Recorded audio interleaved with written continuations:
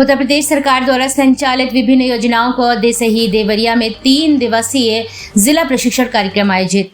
देवरिया जनपद के विकास खंड देसही देवरिया में केंद्र और राज्य सरकार द्वारा संचालित अनेक विभागों द्वारा संचालित योजनाओं का 3 दिवसीय जिला प्रशिक्षण कार्यक्रम आयोजित किया गया, जिसमें देवरिया और कुशीनगर जनपद के विभिन्न विकास खंड के पुरुष महिलाओं को ट्रेनिंग दी गई, जिसमें कुशीनगर जनपद के हाटा, सुकरौली, कसिया विकास खंड तथा देवरिया जनपद के तरकुलवा, देसही देवरिया, रामपुर कारखाना विकास खंड की विभिन्न ग्राम पंचायत की पुरुष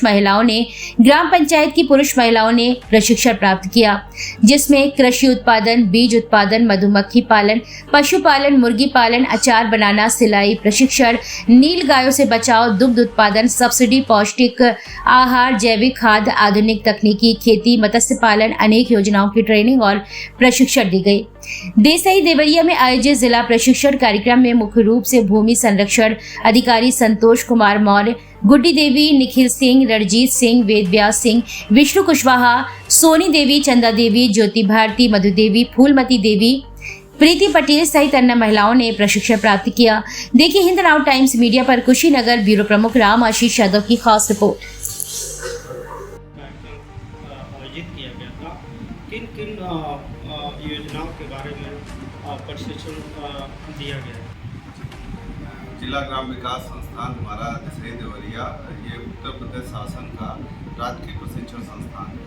तो यहाँ पर जो हमारे ग्रामीण क्षेत्रों में योजनाएं संचालित होती हैं, मनरेगा, प्रधानमंत्री आवास, कृषि विभाग की योजनाएं, उद्यान विभाग की योजनाएं, इनके ऊपर प्रशिक्षण लाभार्थियों को, जो जनप्रतिनिधियों को, जो हमारे कार्मिक हैं ग्रामीण क्षेत्रों में सेवा कर रहे हैं, उनको दिया जाता है। दिनांक हमारा 5 तारीख से 7 तारीख तक महिला कृषक संघों और किसान उत्पादक संगठन जो है कृषक उत्पादक संगठन, उनका प्रशिक्षण 3 दिवसीय संचालित किया जा रहा है, जिसमें उद्यान विभाग, पशुपालन विभाग, कृषि विभाग और आपका गन्ना विभाग और इन सब से जो योजनाएं मिल रही हैं, कैसे हमारे महिला और पुरुष जो हैं किसान, गाँव के लोग उत्पादन समूह बना के कर सकते हैं, योजनाओं का फायदा ले सकते हैं।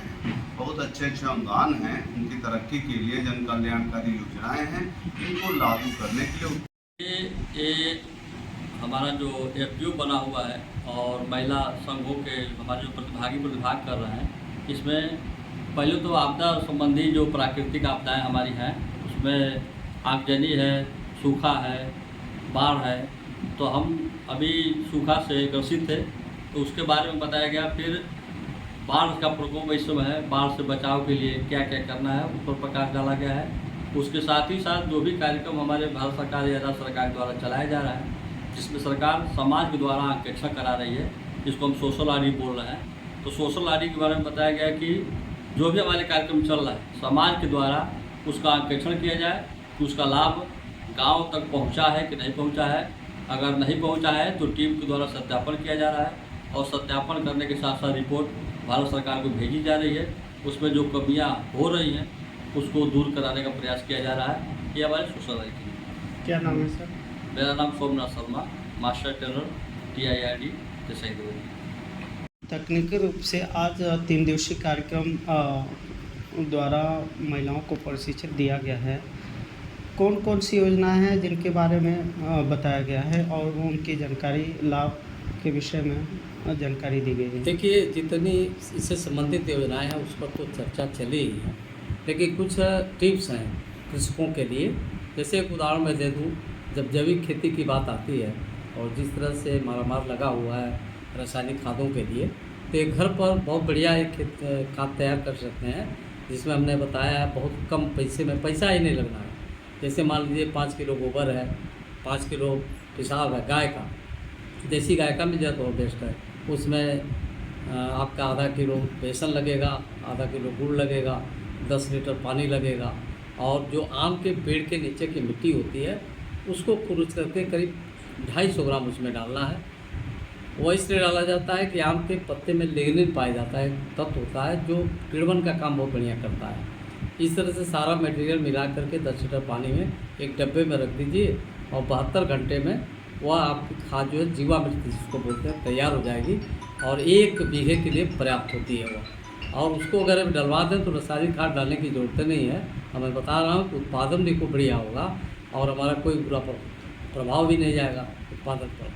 और हमारा जो बीज तैयार होगा, जो आपका उत्पाद आएगा वो बहुत बढ़िया होगा, अच्छे क्वालिटी का होगा, उसमें कोई रासायनिक खाद नहीं पड़ेगी। ये भी एक टिप दिया गया है। ऐसे ही मान लीजिए जैसे सागौन का है, सागौन का पेड़ लोग लगा रहे हैं, पहचान ही नहीं पा रहे हैं सागौन सही क्या है। उसमें यह पहचान है कि सागौन का जो पौधा हम खरीदने जाते हैं तो 5-7 पत्ता लेकर हाथ में लेकर रगड़ें, तो अगर हाथ लाल हो जाता है तो सागौन ख़राब है, अच्छा नहीं है। लेकिन अगर वही हल्का पिंक कलर आता है तो सबसे बढ़िया सागौन होगा वो। इस तरह से कई टिप्स उनको दिए गए हैं।